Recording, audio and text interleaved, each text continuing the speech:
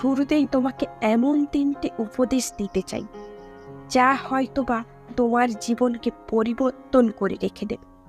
১. কখনো জবাব দেবে না যখন রেগে থাকবে। ২. কখনো প্রতিজ্ঞাবদ্ধ হবে না যখন আনন্দে থাকবে। ৩. কখনো সিদ্ধান্ত নেবে না যখন দুঃখী থাকবেন। হ্যাঁ, কখনো সিদ্ধান্ত নেবে না যখন দুঃখী থাকবেন। জীবনে ভালো থাকতে হলে একা থাকাটা শিখে নাও। একা থাকাটা শিখে নাও। না, একা থাকাটা কোনো দুর্বলতা নয়। একা থাকতে পারাটা একটা যোগ্যতা, যে যোগ্যতার অধিকারী সবাই হতে পারে না। এই পৃথিবীতে কাউকে অবজ্ঞা করো না, কাউকে হেয় করো না, কাউকে হিংসা করো না, কারোর পিছনে কারোর সমালোচনা করো না। মনে রেখো, মানুষ ছেড়ে দিলেও নিয়তি কিন্তু কখনো কাউকে ছাড় দেয় না।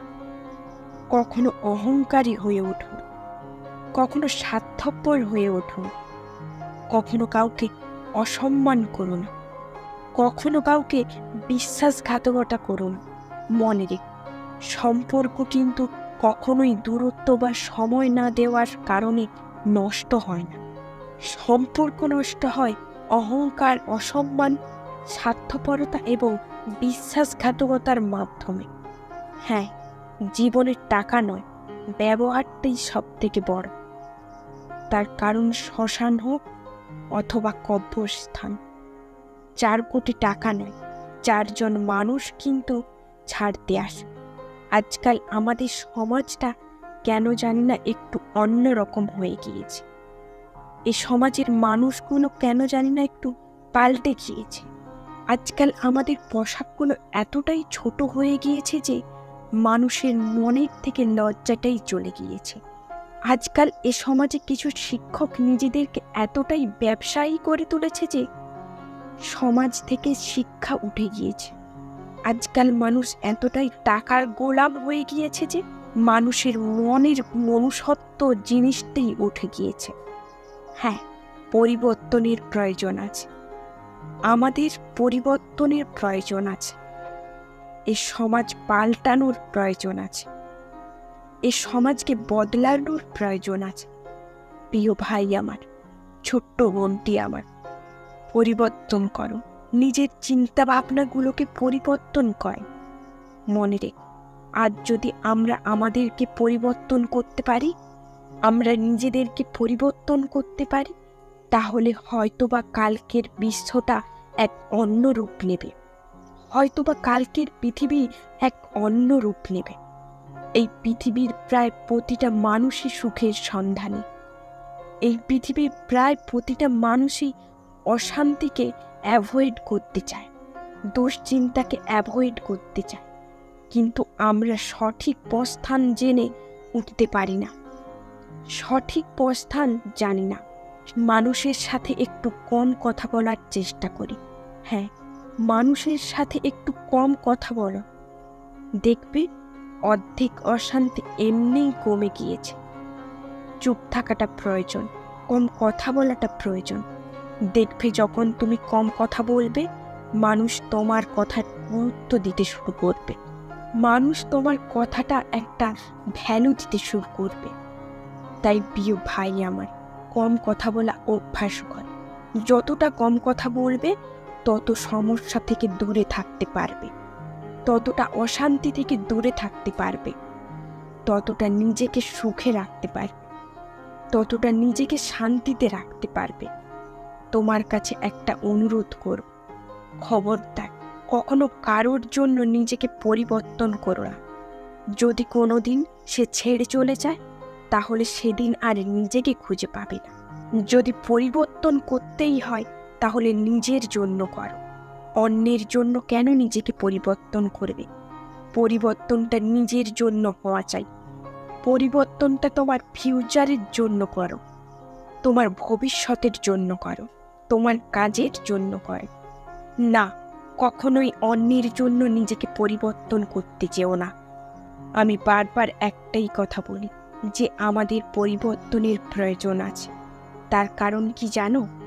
এই যুগটা এতটাই নিচে নেমে গিয়েছে আমাদের চিন্তা ভাবনাগুলো এতটাই নিচে নেমে গিয়েছে, বলতে গেলে আমাদের ব্যবহারটা একটু পশুর ব্যবহারের থেকে কোনো অংশে কম নয়, বরং কিছু ক্ষেত্রে আমাদের ব্যবহার তো একটা পশুর ব্যবহারের থেকেও খারাপ। না, সকলের উদ্দেশ্যে বলছি না। এক শ্রেণীর মানুষ তো এমন আছে যারা সত্যিই তাদের ব্যবহারটা পশুর থেকেও খারাপ পর্যায়ে নিয়ে গিয়েছে। আচ্ছা, আমাদের মা বাবা তো আমাদের জন্মানোর পর আমাদেরকে অনাথ আশ্রমে রেখে আসে না, তাহলে কেন আমরা বড় হয়ে সেই মা বাবাকে বৃদ্ধাশ্রমে রেখে আসি? আমাদের চিন্তা ভাবনার সত্যিই প্রয়োজন আছে। মানুষের চিন্তা ভাবনার অনেক প্রয়োজন আছে। শোনো, অন্যের উপদেশের চেয়ে নিজের ভুলগুলোর থেকে একটু বেশি শেখার চেষ্টা করো। তার কারণ মানুষের ভুল থেকে নেওয়া শিক্ষা এই পৃথিবীর সব থেকে বড় শিক্ষা। কোনো মৃত ব্যক্তিকে শ্মশানে নিয়ে যাওয়ার সময় এটা ভেবো না যে তুমি তাকে অন্তিম ঠিকানায় নিয়ে যাচ্ছ, বরং জেনে রাখো ওই মৃত্যুর ব্যক্তিই তোমাকে তোমার অন্তিম ঠিকানা দেখাতে নিয়ে যাচ্ছে। এখানেই সমস্ত অহংকার অতীত ঘটে যাবে, এখানেই সমস্ত প্ল্যানিং বৃথা বলে মনে হয়, এখানেই সমস্ত কিছু সমাপ্তি হয়ে যাবে। তাহলে কিসের এত দুশ্চিন্তা তোমার? সর্বোপরি তো সেই তোমাকে চিতায় উঠতেই হবে, সর্বোপরি তো জীবনের সমাপ্তি হতেই হবে, সর্বোপরি তো মৃত্যুর স্বাদ গ্রহণ করতেই হবে। তাহলে কিসের এত দুশ্চিন্তা, কিসের এত হতাশা, কিসের এত অহংকার? প্রিয় ভাই আমার, টাকার পিছনে নয়, কর্মের পিছনে ছোট। তার কারণ শেষ বিচারটা কিন্তু অর্থের নয়, কর্মের হবে। হ্যাঁ, কর্মের হবে। শোনো, তোমায় বলছি, ভালো কথা গুছিয়ে বলা যেমন শেখা উচিত, তেমনই কোথাও চুপ থাকতে হবে সেটাও শেখা উচিত। এই পৃথিবী কেউ কারোর কষ্টের ভাগ নিতে চায় না, এমনকি কেউ বুঝতেও চায় না। তারা শুধু তোমার গল্প খোঁজে। আসলে বাস্তবতাটা কি বলতো? যার ব্যথা শুধু সেই বোঝে, আর বাকিরা শুধু মজা নেয়। জীবনে ভুলেও কখনো কাউকে মন খারাপের কথা বলবে না, কখনো কাউকে তোমার মন খারাপের কথা বলবে না। কারণ যাকেই তুমি তোমার মন খারাপের কথা বলবে, দেখবে সেই সুযোগ বুঝে তোমার মন খারাপের জায়গাতেই আঘাত করবে। এই পৃথিবীতে অভিনয় করা মানুষগুলো কোনো অভাব নেই। হ্যাঁ, এই পৃথিবীতে অভিনয় করা মানুষগুলোর কোনো অভাব নেই।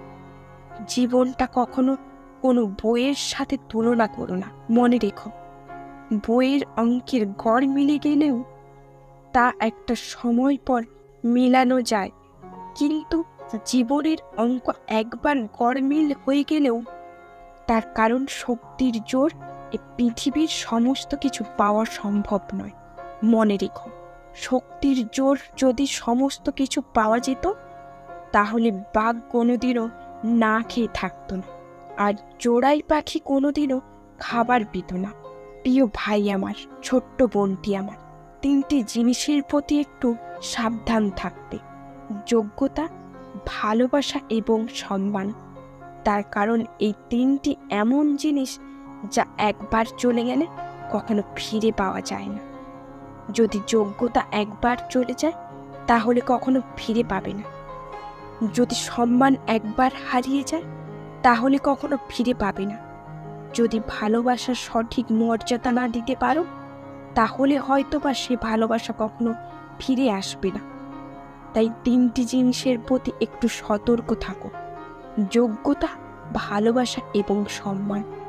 শেষে একটাই কথা বলবো: দক্ষতা তৈরি হয় অভিজ্ঞতা থেকে, অভিজ্ঞতা আসে ব্যর্থতা থেকে। তাই ব্যর্থতা কোনো খারাপ জিনিস নয়, এটা সাফল্যের প্রথম ধাপ, এটা সাফল্যের প্রথম স্টেপ। মনে রেখো, তোমার লড়াইটা তোমাকেই লড়তে হবে, তোমার সমস্যাগুলোর সমাধান তোমাকেই করতে হবে। নিজেকে ভালো রাখার দায়িত্বটা নিজেকেই নিতে হবে। হ্যাঁ, নিজেকে ভালো রাখার দায়িত্বটা নিজেকেই নিতে হবে। ভালো থেকো।